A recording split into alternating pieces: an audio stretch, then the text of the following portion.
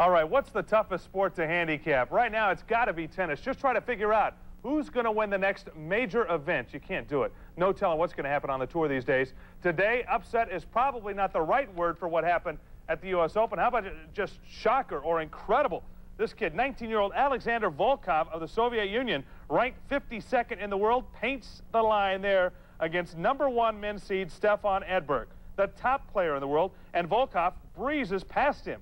Look at that shot, a cross-court backhand return as Volkov wins the first set. Volkov now, watch him go to the net after this shot, and then comes up for the backhand volley to get that one. Edberg was thrown off all afternoon. Volkov then now in the far court with the nice touch shot there. The Soviet player wins in straight sets.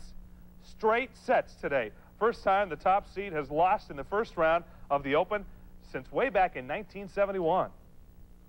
This has been, one of my best summers so far. I've won 4 tournaments in a row.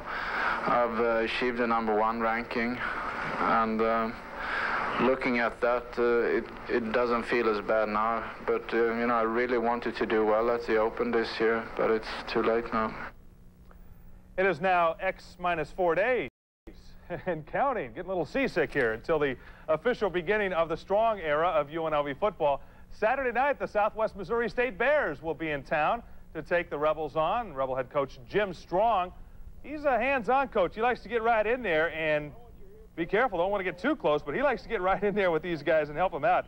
He knows the program's been down for quite a while. He knows a lot of people think that the Rebel program's going to stay down, but Coach Strong is the type of guy that's not going to let that sort of stuff knock him off stride a bit. I think it's a challenge. It's one of the biggest challenges I've ever had in my life. I want to approach our football players from the standpoint, we're here to gain respect. I'm not satisfied with being the team that's ranked 144th in the country at this time. The other side of the coin is, I hope the players make up their mind and make a decision. They're not satisfied either.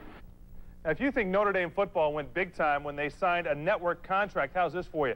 The Irish are going worldwide. They now have a deal to show Notre Dame football in 6 European countries. One of those, no surprise, is Ireland. Tonight, Tuesday's Tips continues with our 6-month-long tradition here. I guess we can call it a tradition now, can't we? Tradition of sorts, giving you the best in golfing advice. Tonight, we head out to Angel Park and teach you how to chip and pitch. Today's tip is about pitching. Sometimes we're near the green and we get confused on whether to chip or to pitch.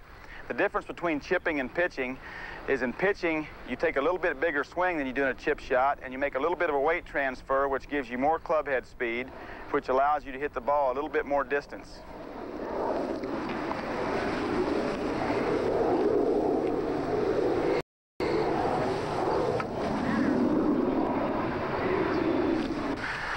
The key to playing these shots is to control the pace of the swing with your left arm and to swing the club through the ball as far as you swing it back on your backswing.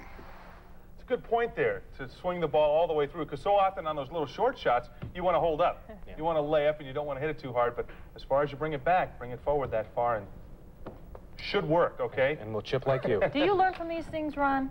I do, but tips? Oh, yeah. I learned the principle of what to do and what not to do.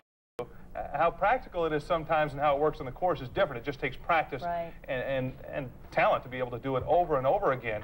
But at least if you know and understand the principle first, then it makes it a lot easier when you go out and practice it. Plus, you know what you're doing wrong, too, when you do it wrong. Yeah. Okay. Thanks. Coming up next, a story that...